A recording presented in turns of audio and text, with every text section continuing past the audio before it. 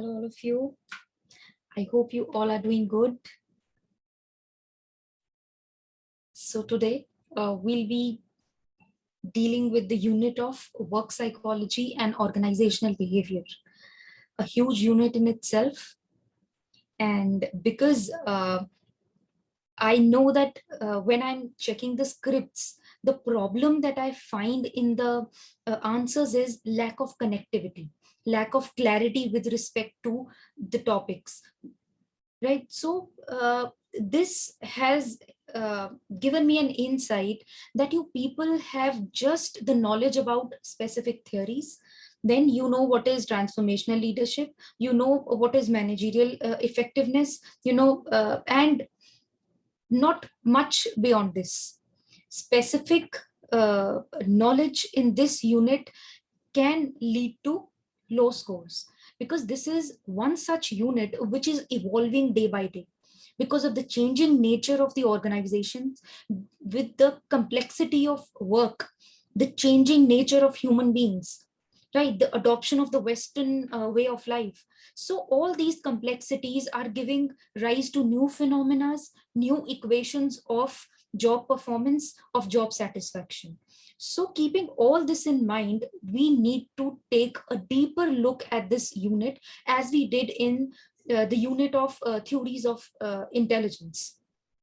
Right. So in that manner, what I'll be doing is I'll be giving you a brief outline that how we came up to studying the theories. From where did the topic of managerial effectiveness come? From where did the topic of leadership and participatory management came? Right, and what led to studying transformational leadership? Why is it compared with transactional leadership? Right, why sensitivity training is important? So all these things we'll be covering, but one by one. And also I'll be giving you uh, the lecture in a manner that you can connect all these things. And when a very straightforward or easy question comes, because if you go through the questions of this unit, the questions are very straightforward. So in such cases, it will be appreciated by the examiner if you are able to connect with such clarity and bring forth such insights into your answers, which are the hot topics of research today. Right, so it will break the monotony of the mm, already material that is floating in the market, that is floating in the other classes. Right, so just try to understand all this from a different perspective. Just forget all that you have studied, just keep your mind open, and try to correlate things with me. Plus of course the knowledge that you already have will be an added advantage to you, but let's try to look at all this from a different perspective. Right, so let me share the screen, and we'll be starting with organizational behavior and work psychology.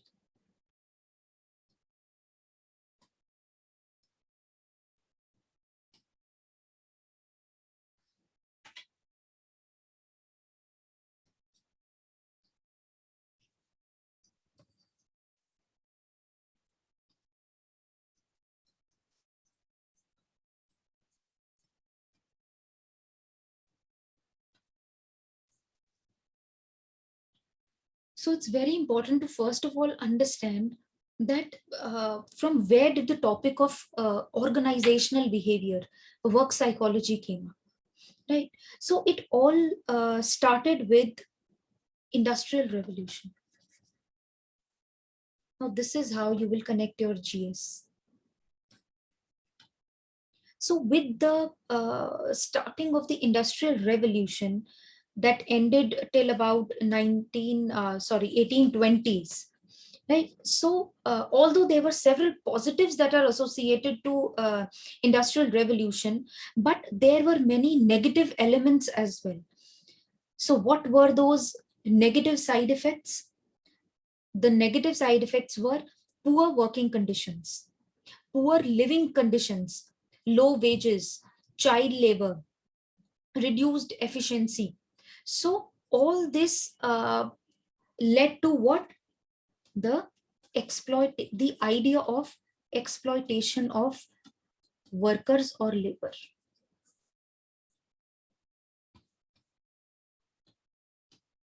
And that became a situation of concern across the globe. Because despite economic gains, the workers who were working day in and night out, they were still living in such poor working conditions. Plus, with time, their efficiency was decreasing. Although their economic gains were there, their efficiency, the satisfaction from life, all these things were reducing. So that led to ripples in the academic research circles to find out the solutions to such inhumane effects of first industrial revolution, because these were very simple organizations, and in these simple organizations the outcome was exploitation of the workers of the labor force. They went into what we call as the feeling of relative deprivation, prolonged deprivation. So that all had a very, very negative impact on their psyche, a very heavy socio-psychological impact. So this led to a lot of uh, research in the field. And one such pioneer in the area was, you all know, Frederick Taylor, who was an engineer by profession. And in late 1800s, he became, in fact, to be known as the father of scientific management. So he gave the idea what we call today as participative management.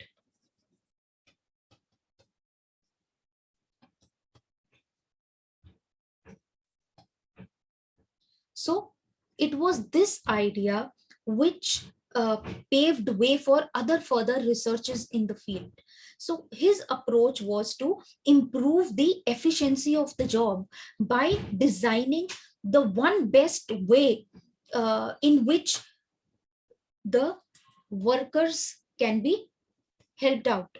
So he focused his research on participative management. He wanted to understand that why all this was happening. Were there other factors also associated that could be roped in to change this equation?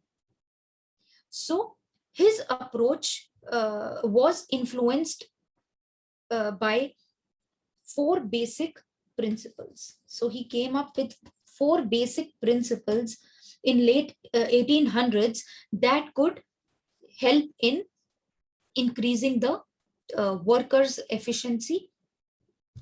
So these four principles were: first, he says that the organizations should strive to develop efficient jobs. So develop efficient jobs. Then he said, decrease soldering. Over here, he meant by soldering is decrease the rough conditions of work. Then he says that the third important basic principles for organizations to work successfully is a good mental attitude towards work. A good mental attitude towards work. And finally, the fourth principle is worker management cooperation. Worker management cooperation. So he found out that these were the four basic principles upon which the organizations should work. So keeping all this in mind, then another important figure that came after Taylor was your Fayol. He also took up the same way and came up with 5 important functions of management. He talked about the important managerial functions. That is, as you all know and you have read in the basic books too, it is planning, organizing. You can take the notes side by side. Planning, organizing, supervising, coordinating, and controlling. Without proper planning, the organizations cannot work. Then, without organizing the individuals in the hierarchy, without organizing a proper plan of action, without organizing the workforce, without organizing the pay structure, without organizing the incentives, no good achievement can be there with respect to the workers' morale, right? Then supervisor. So it is the important function of management to supervise and guide the workforce so that they can overcome their shortcomings and achieve efficiency in quick time. Fine. Then coordinating, that there should be coordination among the different organs of the organization, plus there should be coordination among the workers themselves. So that would be helpful in increasing the productivity of the organization. And then finally, controlling, that yes, there has to be someone at the top that is controlling all the lower level functions, because a leaderless organizations cannot strive for a longer period of time. So Fayol gave these basic functions of management. In our normal studying, what we do is we just write that yes, these are the 5 important functions. You need to connect things, that why did he came to study the functions, right? Because of the research by Taylor, right? Then 3 other important individuals who played a major role in this field, or rather I would say in developing work psychology, is Elton Mayo, then Chester Barnard, and Douglas McGregor. So 3 names: Mayo, then Barnard, and McGregor.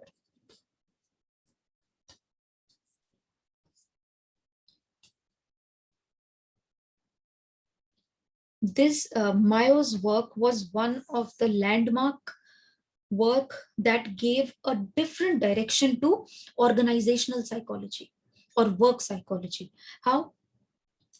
I hope you all are aware of the Hawthorne studies.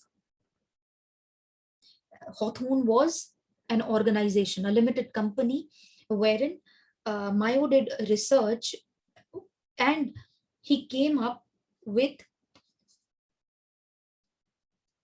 the conclusion that it is not only the economic criteria which helps the worker work. There are other socio psychological aspects of human behavior that are associated. So first time he gave a humanistic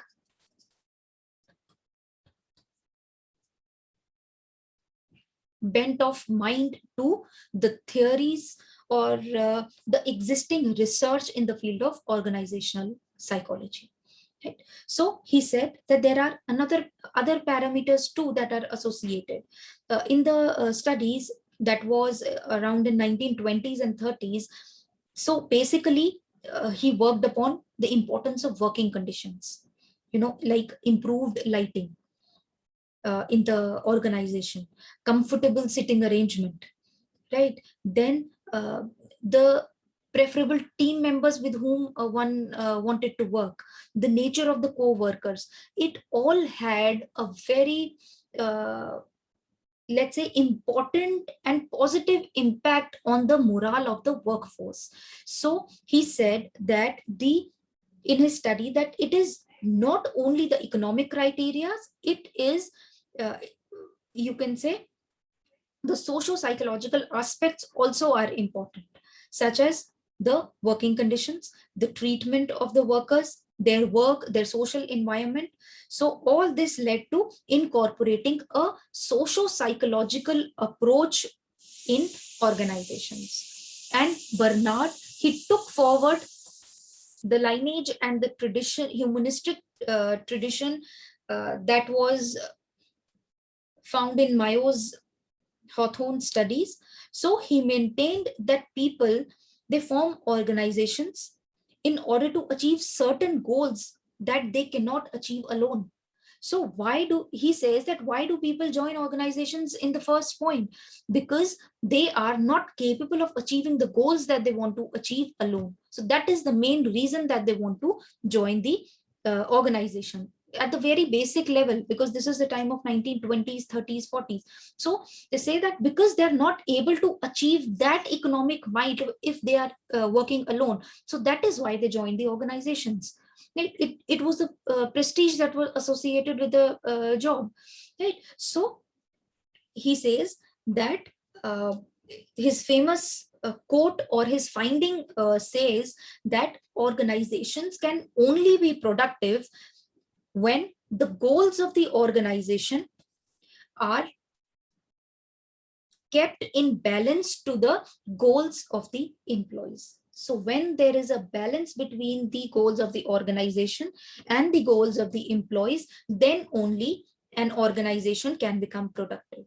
So he also addressed the issues such as importance of communication, the importance of motivation, and the importance of setting goals and objectives.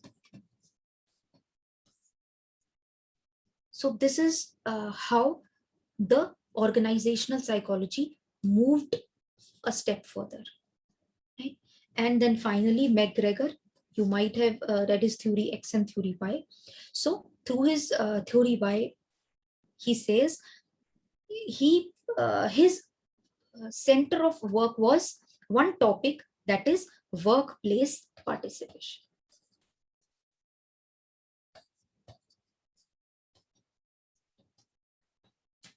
Workplace participation. So he says that it is this concept, workplace participation, that is at the center of what? Of employees' motivation and satisfaction. So now we began to drift our researches towards the area of job satisfaction. So from taking a humanistic turn wherein we could connect with the socio-psychological aspects of behavior and their importance, to balancing the goals between the organization and the employees, to finally job satisfaction. So these landmark researches and ideas, they opened the floodgates for two important things. And those two important things were, so with all these researches, what happened? Work psychology or organizational behavior, it took two turns. One was the development of different theories. Because I told you that now our focus again became on enhanced job performance, job satisfaction, motivation, right? All these things. So the different theories, they came to provide a framework of how best to motivate the staff so that they are willing to work effectively, and also while providing the solution to what motivates. So the theories, the basic crux of the theories is they explain that what motivates the employees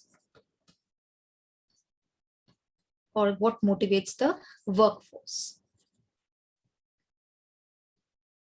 So from this emanates another important topic of the syllabus, that is effective motivational style and your concept of transformational leaders. So effective motivational style. This is why this topic is there in the syllabus, because it is emanating from the theories itself. The focus of the theories is on what motivates the workforce, right? Then the second loop of this was the contemporary views on leadership and participative management, the concept that was started by Taylor. So the contemporary research on this started happening. So contemporary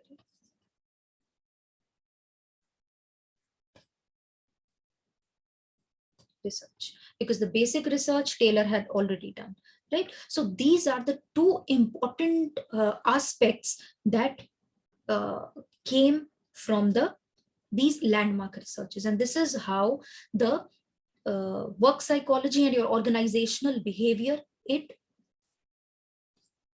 moved on, right? So first of all, let's not go into the theories first, because all these contemporary areas, they have interlinkage with other topics too. Now this, after the discussion on this, you will be able to better relate to the other concepts in the syllabus, right? Your managerial effectiveness, your the transformational leadership, the transactional leadership, right? Sensitivity training. So all these things are you can say an extension of all these things. So these two important areas, they came. So let's start with your leadership and participatory management. So what is participatory management? You can write down side by side too, that participatory management, it is considered to be a shift from the traditional management style. So it is a shift from the traditional management style. And the shift is towards what? More innovation. So it is a shift from a traditional management style to a more innovative management style, that permits the lower level staff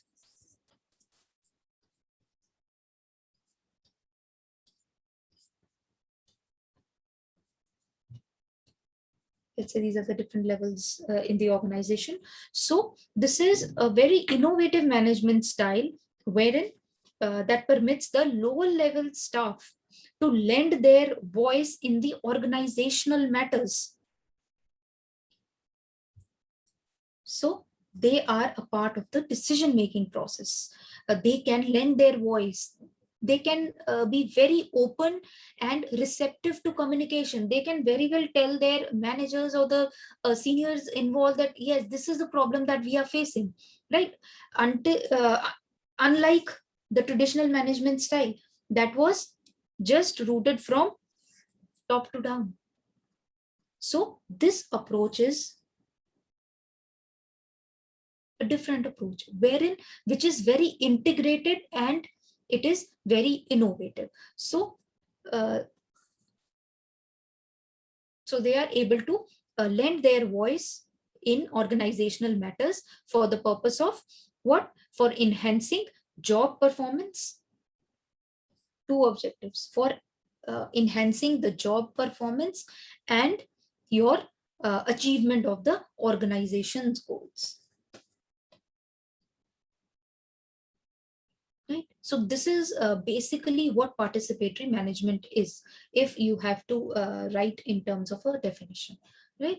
Then what is basically the characteristics of the participatory leader, or what does participatory management at the deeper level consists of? What are the psychological principles that are there?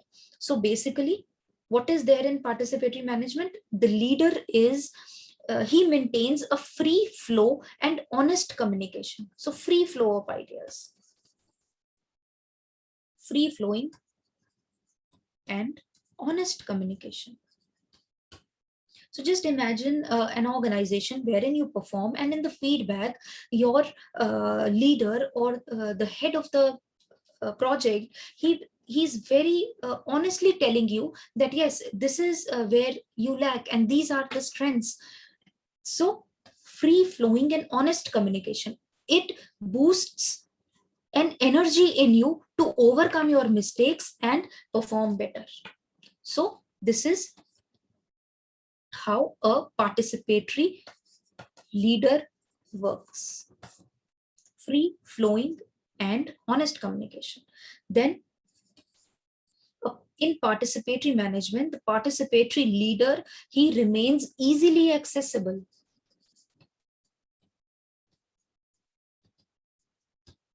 Imagine a situation wherein it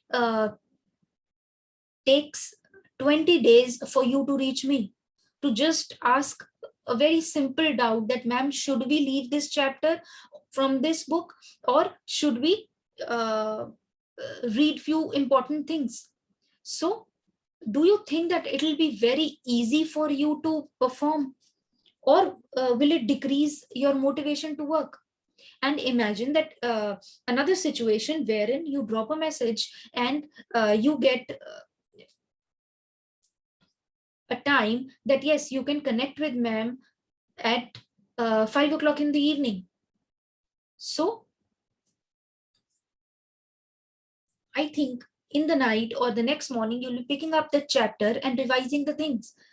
So it will enhance the performance. So when the leader is easily accessible, the performance and the achievement of the organizational goals, they become very easy. Then he stresses on the development of his subordinates.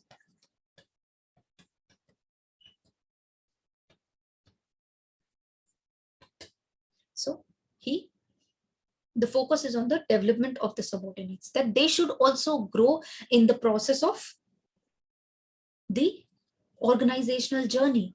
When the organization is improving, it is adapting to the changing work environment. So the subordinates should also develop. They should also enhance their present skills. They should also incorporate the new working forms, the new working styles. So he always focuses on the development of the subordinates. Then expresses his consideration and support.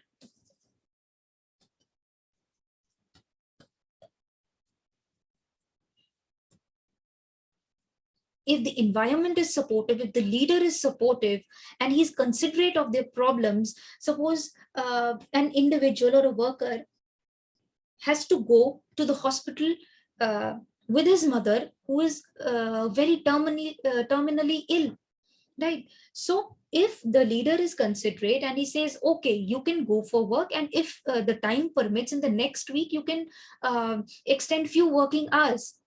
So don't you think that the employee would happily go? His satisfaction with respect to the job will increase. That yes, whenever I am in a situation of crisis and I need the organization is there for me. And in the other situation, just imagine wherein the leader is very cold. He says, ask somebody else to take your mother. We are sorry, we cannot give you leave. You have to work for another 2-3 years. You need to finish this assignment. So the dejection and the feeling of anger and frustration would rope in the employees. That will finally impact both the job performance as well as the achievement of the organizational goals. So this sort of leadership and management style takes into consideration the realities of the employees. Then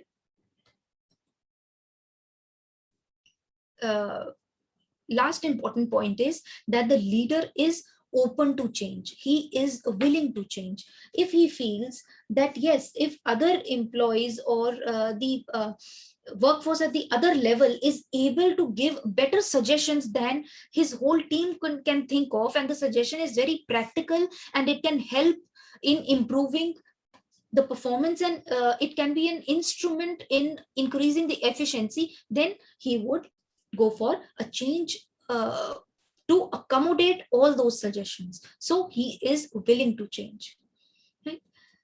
So in all these all this situation, the result would be where the organization will shift. So the result of participatory style of management is, now I'm giving you important key terms to write any such answer which comes. So it will be helpful in using the terminology of the unit, because as it is, the unit is so huge, and it is, I would say, a subject in itself. But it is very important that whenever such unit, or we pick up some area, it has some standard keywords associated. So it's very important to put all these things in the answer. You cannot just write motivation, internal locus of control, right? Enhanced self-esteem, enhanced self-efficacy in each and every answer. So there are, of course, the ideas and the crux is same, but every unit has its own terminology. It's not that you need to learn 100 terms. If you learn 20 basic such terms and drop them in the answer, depending upon the need of the question, the battle is won. This is how you will score good, and plus you will not cognitively strain your mind, not unnecessarily mugging up the concepts and the things, thinking that yes, I can utilize them somewhere in the exam. It would be practically impossible to synthesize all that in just 3 hours, wherein the syllabus revision is huge, and the length of the paper is huge, right? So your focus should be on practical things, and the practical and achievable outcomes that you are capable of, right?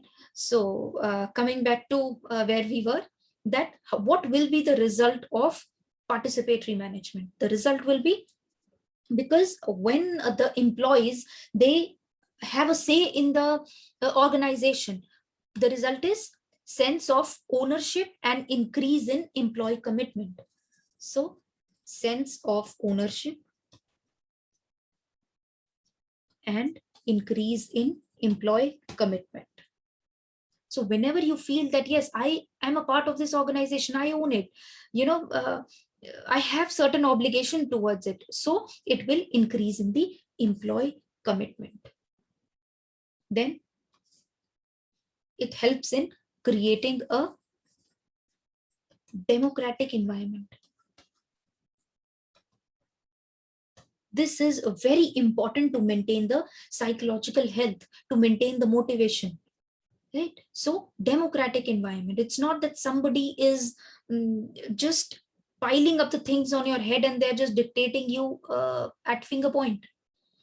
So then it becomes very difficult for the individual to perform, or rather continue with the organizations. These are one of the basic reasons that why people want, they are quitting the private sector jobs despite of the hefty packages. Why are they moving on to their own startups?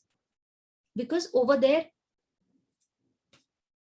they are their own masters. Right? They need not compromise with their self-esteem, their self-respect.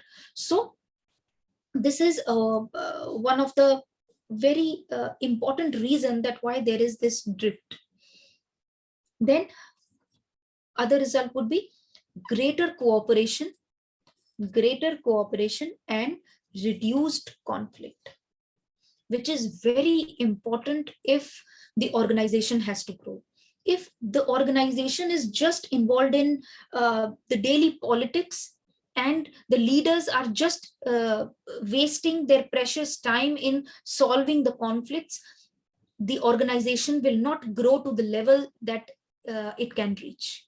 So such management styles, they help to increase the cooperation and reduce the conflict. Then it will increase the employee productivity and lead to enhanced job performance.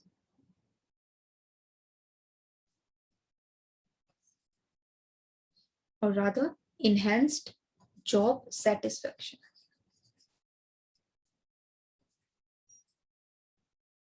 And finally, if the productivity of the employee is high, his job satisfaction is high, his commitment is high, the result would be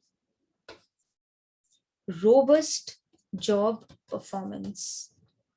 And that will help in realizing the organizational goals in very less time, and the organization will grow with this graph, right? So with this, I'll be giving you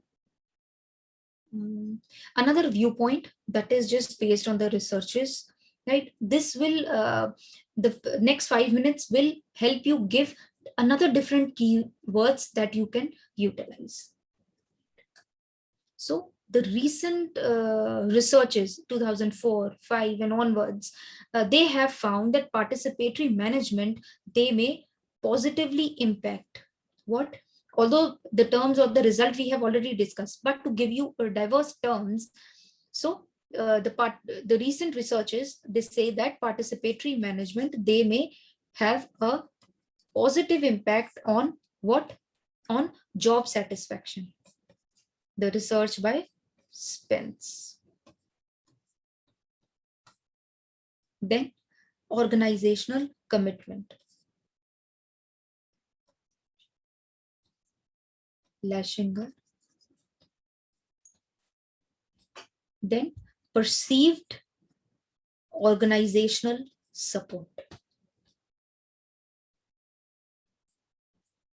Eisenberger.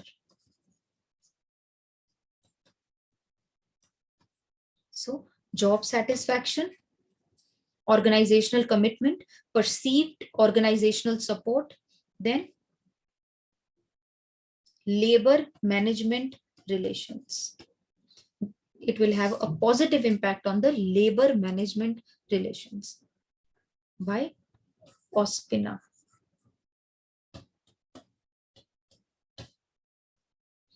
Then this is job satisfaction, job performance. Ming, 2004. Then finally, it will lead to positive work outcomes. Siegel and Worth, 2001. So wherein you find that yes, they are asking you to back the things by researches or the recent contemporary views. So you can use them, provided you are able to remember the words, the researcher's name. But I hope that will give you a little bit of idea, right? So this is how your content gets enriched, right? The theoretical perspective you will be getting from the theories, and the research or the contemporary perspective you would be getting from the discussion that we are doing today. Right? So it is the balance of both that will help you fetch more marks. Right? So now the another important link that we are going to discuss is it is also a syllabus topic in this unit. Right? So how will you connect? So because earlier I told you there were very simple organizations, then came in the idea of participatory management, right? So the shift towards this style of management was probably inevitable and necessary too, right? For the reasons that we have discussed just now. Therefore, the studies, they say that if we have to make this model a success and achieve the best out of it, the important link that could be instrumental in achieving the success is the role of the manager or the participatory leader that we had talked about. If the leader is efficient, then only this success can be visualized. So they say that it is the readiness of the manager to utilize these participative approaches to decision making to achieve the organizational results, and this is the reason why there is the topic of managerial effectiveness in your syllabus.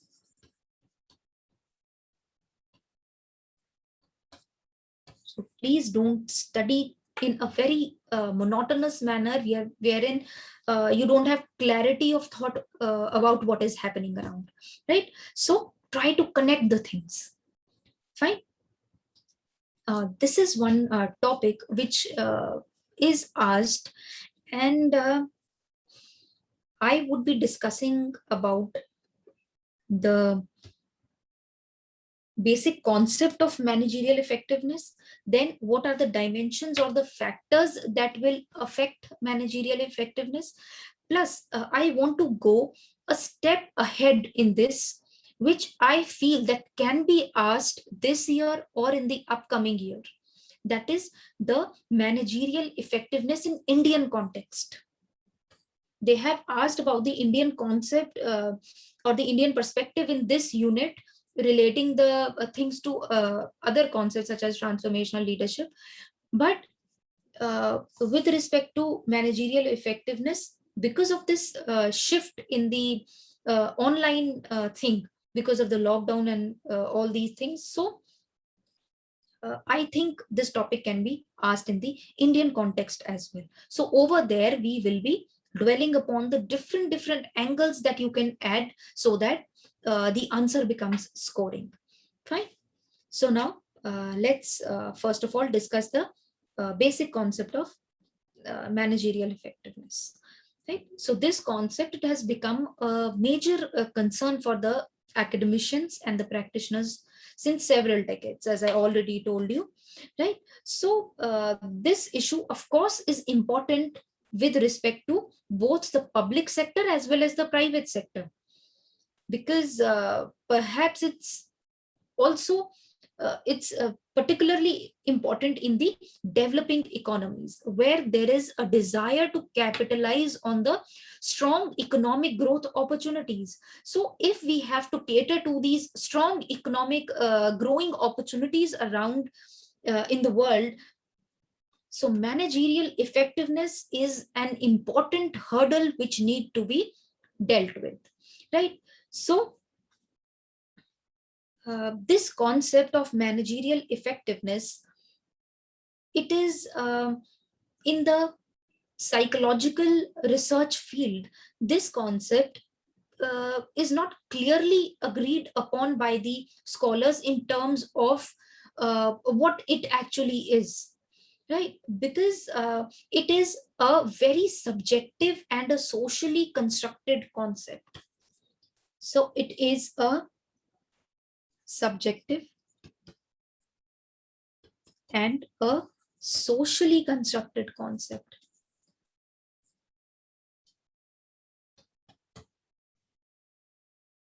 That can be shaped by what the it is the product of the interactions among the individuals and the contextual factors.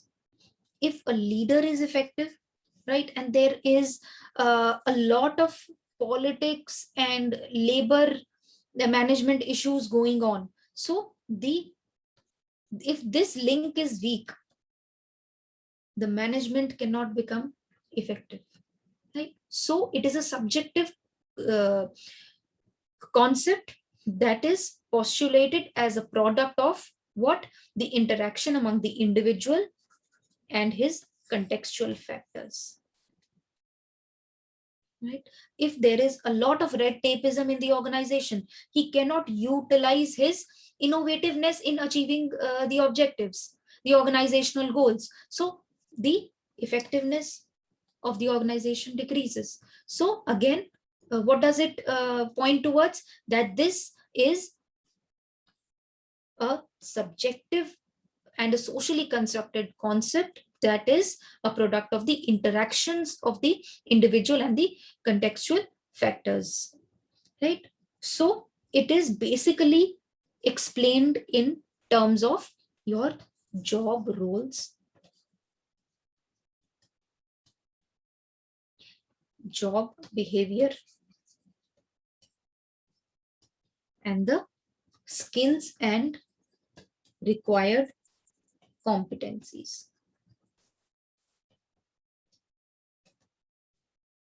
So this is what as a concept, managerial effectiveness can be reduced to job roles, to job behavior, and the skills and the required competencies of the leader.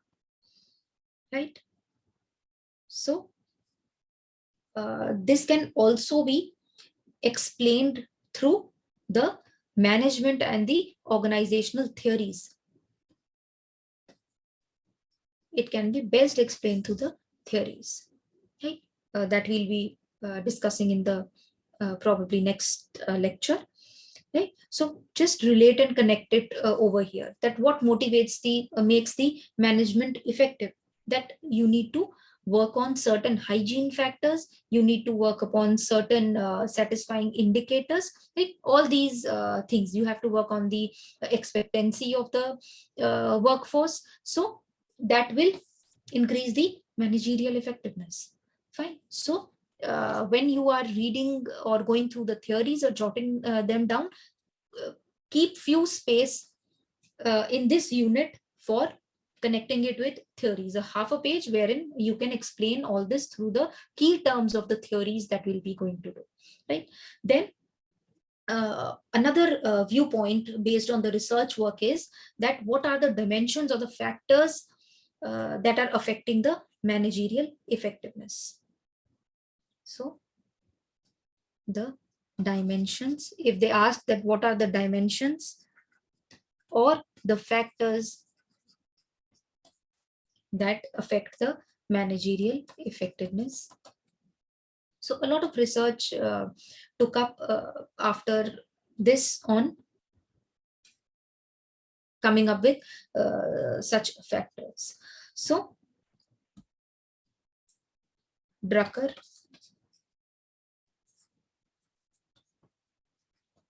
2006, he identified 8 factors which are important for managerial effectiveness.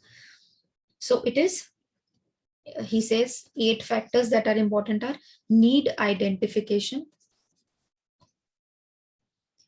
familiarity with organization's culture and climate, familiarity with organization's culture and climate,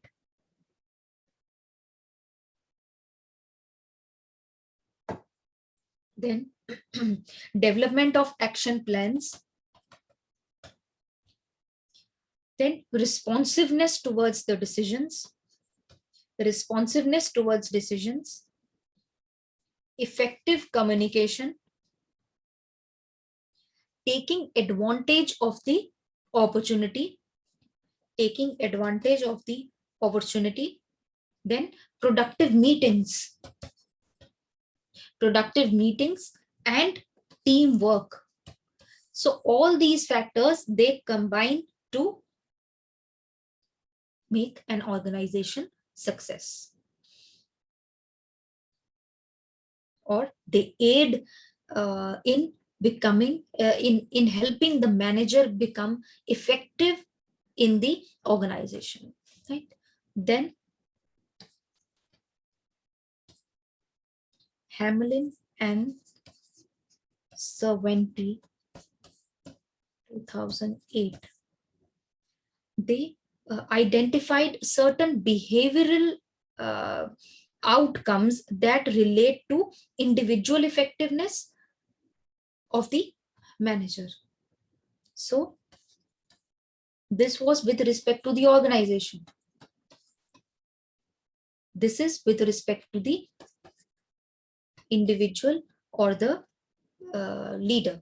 So they have talked about the 3 behavioral dimensions, that is managing self, achieving outcomes, and managing and leading the team.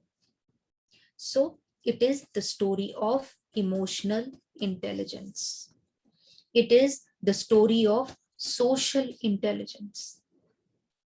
It is the story of emotional social intelligence. The concepts that we have fairly dealt with clarity in the chapter of intelligence, right? So It is the story of your non-cognitive intelligences that will help the individual to reach effectiveness. So it is the blend of all these factors that will determine managerial effectiveness. It's not that the individual alone will take the organization further. It is the environment in the organization. It is the action plan that is important. It is the responsiveness towards the decisions that is important. It is very important that you hit on the right thing at the right time. So taking advantage of the opportunity that is coming on the way, right? So it is dependent on the organization's decisions as well, right? Then productive meetings. It's not that you are sitting for hours and just discussing about the color of the room that the paint should be done upon, right? If you're wasting 8 hours on that, zero output.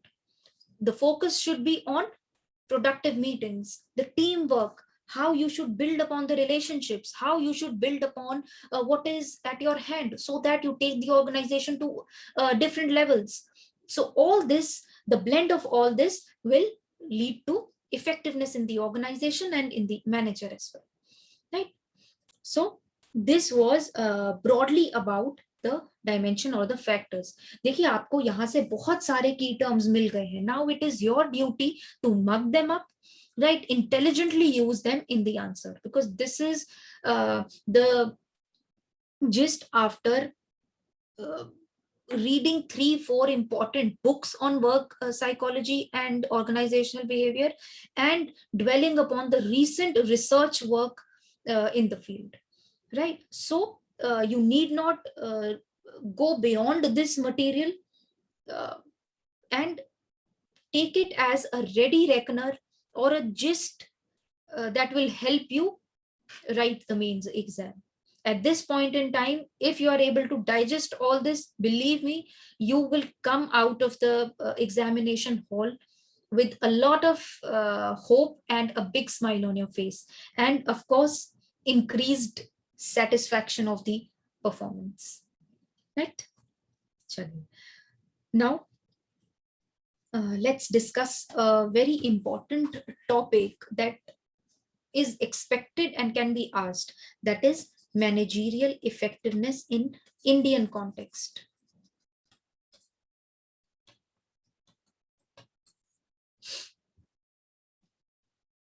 In Indian context, the Indian organizations, all these researches, although they have great applicability with across the globe, right? The different organizations, whether they are in US, whether they are in England, whether they are in India, whether they are in New Zealand, right? So they have a global appeal with respect to the indicators that they have given. But as you know, that every country is different and every nation has different rules and regulations, different mindset, different people, those who are a part of the organization. So they all have a different mindset. And India is one such country which is typically associated with diversity, multicultural perspective. So there are certain other additional factors that are associated with making a manager effective, right? Or an organization effective. So there have been a number of studies in the Indian context too, which point towards the different factors that are associated with all this, right? So the managerial effectiveness is associated with, as Dhar 1978, he has pointed out that there are a number of important characteristics of an effective supervisor in Indian context. So these characteristics, they include, first, physical courage. This is a very important characteristic, I must say, that only Indians they have. What does physical courage mean? it doesn't mean that, you'll be just out of your chair, ready to punch each other, and then take out the work that is required. It means that the manager or the supervisor is ready to physically get up from his chair, get out of his cabin, talk to the people, move on to the site where the work is required.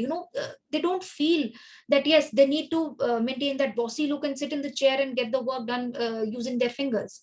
So in Indian context, the characteristic of physical courage is very important in achieving success in the organizations, right? Then effective communication, influential talk, influential talk, because it's not only your intellectual capabilities that help you get the work done in India.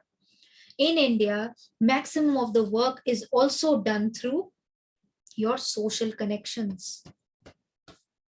So the role of society, your social relationships, your social networking is very important in achieving the goals. So these are important criteria for effective supervisor, that he's able to effectively communicate and have the ability of influential talk. Then managing self space. Then job knowledge. It's not that you only have the capacity to talk without having a proper knowledge. So job knowledge. Then concern for the team members. Then discipline, obedience of the organizational codes, because we are as Indians, we have a very uh, different mindset wherein we don't obey rules until and unless we are punished for it, right? So it is the duty of the effective supervisor that he's able to command obedience and discipline with respect to the organizational codes, because otherwise there will be constant conflicts in the organization. Then the recent study by Sen and Saxena in 1999, they have enriched the list by adding few terms that you can use, and these are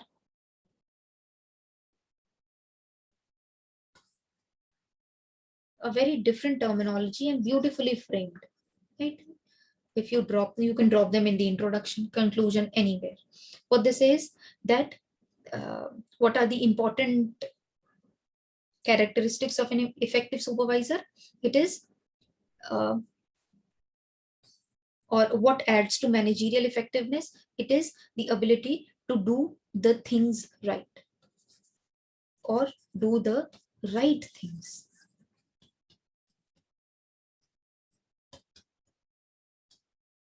Then focus on self contribution,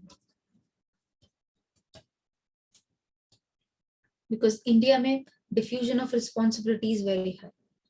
So if the supervisor focuses on that what he is able to contribute to the organization, then you can expect the organization to grow, rather than he's just sitting in the chair and expecting everything out of the workforce.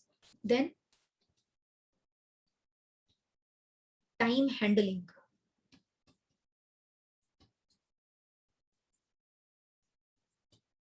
Time handling. Motivation.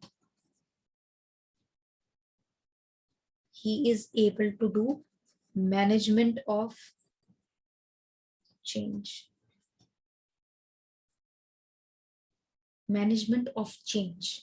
Change with respect to the changing work culture, the changing dynamics in the organization, or the changing realities of the time, such as work from home that is we are seeing in the recent time, right? So all this will determine his managerial effectiveness.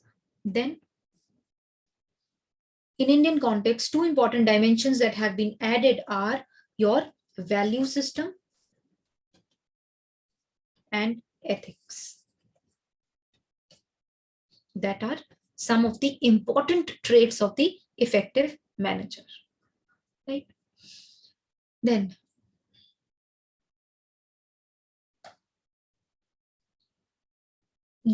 if you have to write this answer, right? If the question is that discuss the managerial effectiveness in Indian context. So if you're leaving the answer here, mind you, you are just attempting 50% of the things. Because why, just think that why this question is being asked. Why are they pointing that discuss, or even they are framing the question very simply, right? It is your duty to take a step further and connect it with the recent happenings. So you have to connect with the recent scenario of lockdown and online work, right? So this I have done for you, and just try to through this discussion of another 5-10 minutes, just I'm a believer of think as I think. I never ask my students to do what, do as I do, because if you're able to think in the right direction, no matter how difficult the question is, you will be able to handle it. You know, अगर आपको do as I do करने की आदत पड़ गई, right? Then if the question is slightly difficult or on slight analytical ground, your performance and your confidence will decrease, right? So just in the upcoming 10-15 minutes, just try to what I say, think or take a learning that how am I connecting to the different dimensions that are just in front of you, that how you would be using your knowledge of GS, how you would be using the knowledge that you see in your daily life observation, right? You're learning across GS. So in sub cheez ka blend karke you have to write a very original answer, right? So connecting it with the recent lockdown and the online work, you can write that what I feel is that this scenario has shown us the role of three important behavioral indicators that have determined the organizational success, the productivity, and the managerial effectiveness. The three factors are flexibility, the trait of flexibility, resilience, and adaptability. If you are high on these three indicators in the present times, believe me, you are an individual who can manage anything in life, right? These are the qualities that will help to cope with uncertainties and enable the organizational members to adjust with the environmental transition.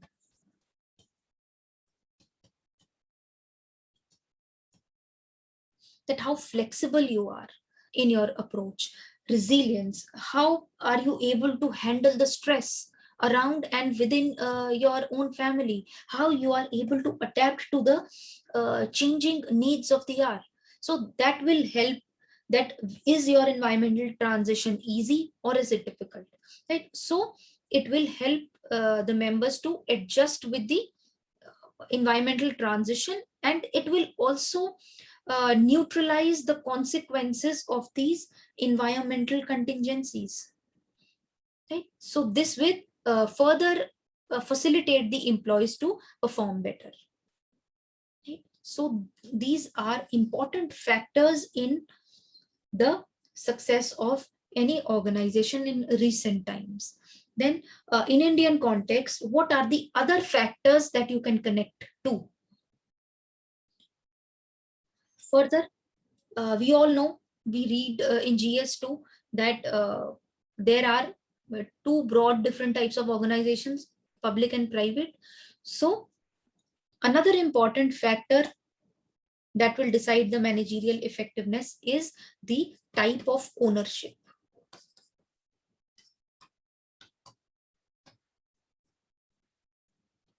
The type of ownership, that is public or private, that will influence the effectiveness of the managers in the Indian context.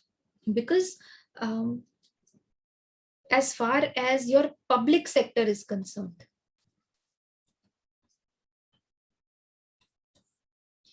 वहाँ की effectiveness के लिए और success के लिए there are different set of factors और different mindset that is involved, right? जो अभी तक हम डिस्कस कर रहे हैं, it is of course now the government is evolving, we are following the PPP model and other such hybrid models. But if we are talking about typical public sector organization, the important factors in Indian context would be the provisions for necessary resources.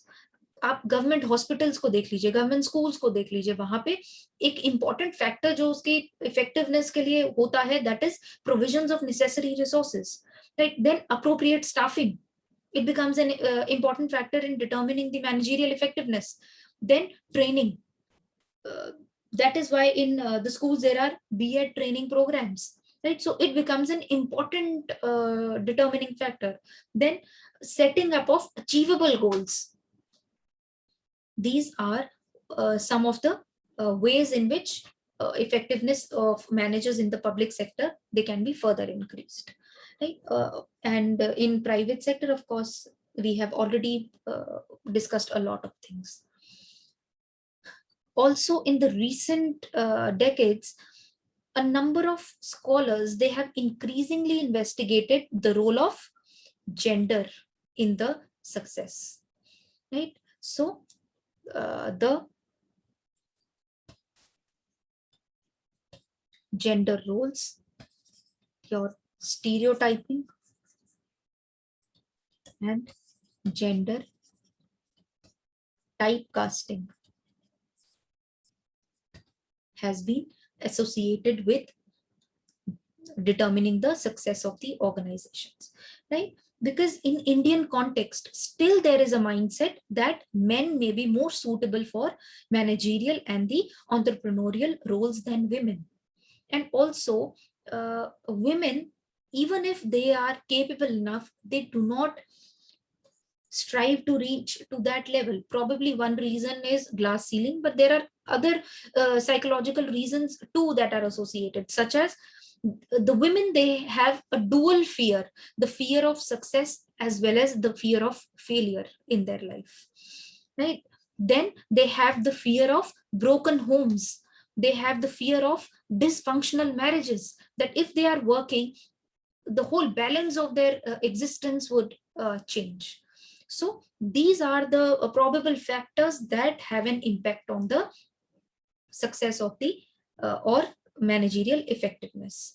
However, nevertheless, in the last few decades, the increase in the number of female employees in the workforce, they have been an increase wherein they are holding managerial positions, but still these factors, they have their say in determining the managerial effectiveness. Then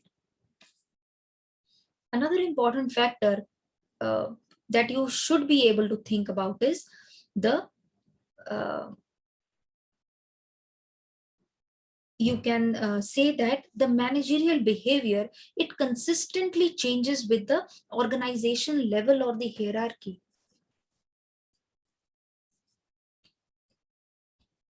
So the top level managers, they tend to have high degrees of managerial effectiveness as compared to the managers occupying lower level positions in India particularly, right? Because at the lower level, there is no job enrichment. It is only at the higher level wherein training or such things are possibly going on at a considerable level, but otherwise at the lower positions, the managerial effectiveness is different with respect to the hierarchy in which they are placed. So this research with respect to hierarchy has been done by Rastogi and Dave. And this gender research, if you have to write, is by Khare, 2012. Right? Then one last dimension that I want to discuss is the, don't you think, or have you seen the managers, suppose they are of the age of 25, the others, they are 30, 35, and those who are above the age of 40. Don't you think that age differences also impact managerial effectiveness? So if you write such things, that will help you fetch marks, right? Because you are touching upon the different dimensions that an answer can touch upon, right? So the researchers, they have found that there are age differences also associated with managerial effectiveness. So young managers, it has been found that the young managers, they study uh, with respect to what we call as proactive stance. That is, they take a proactive stance with respect to their work. They are very proactive in their dealings. So they focus upon what? Particularly three areas, that is work priorities, then proving their technical competence, and backing up the subordinates. So if you directly get placed after your engineering or other such degrees, you could very well appreciate that yes, this is what the outlook towards your job performance is. Your focus is always on the job priorities. You are there to prove your technical competence, and yes, you are backing up the subordinates. So they are usually, or you would usually as a young manager be in a lower level or in specialist positions, wherein you visibly demonstrate your talent, as well as you are coping with heavy workload and intense pressure for results. And this is the reason, when one of the reason for the young workforce in India to start preparing for civil services, right? Because there is heavy workload and intense pressure for results, right? So the age is an important factor in determining the managerial effectiveness.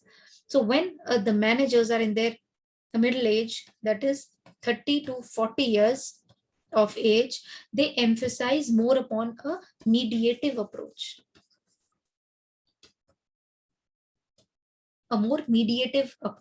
That is, they take a more personalized approach to others, relating to the subordinates. They are making group decisions because they are often associated with handling heavier responsibility, also while taking greater risks, right? So the focus of their approach becomes consultation and support. So they are able to prove effective in the teamwork. Right? The orientation changes, and when the manager is above 40, researchers say that what we call is this display a shift towards homeostatic approach.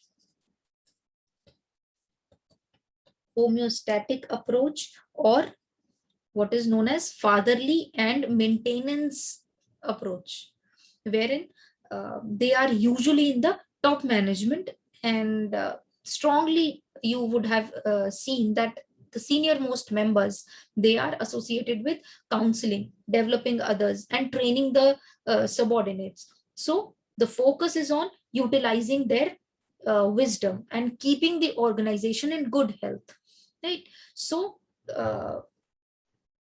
all these things, and also of course they are focusing on maintaining a clear flow of communication into through a very complex organization. So communication. So these are the different points or the areas which you can touch upon in the Indian context. Now, if we apply all these factors, all that we have discussed till now with respect to managerial effectiveness, so application of all these factors will lead to what? Training and human resource development. तो उसके लिए you need not write or need not mug up or learn another level of content, right?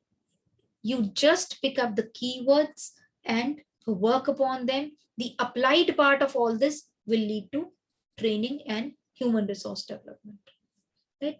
So I leave all this to you to connect and effectively write the answer. So this is how your work psychology and organizational behavior is related. So in the next lecture, we would be covering the theories, the content theories, the process theories, how did they evolve, what was the difference, right? And how have they evolved to reach the present state of things, right? So with this, I take your leave. All the best and do well.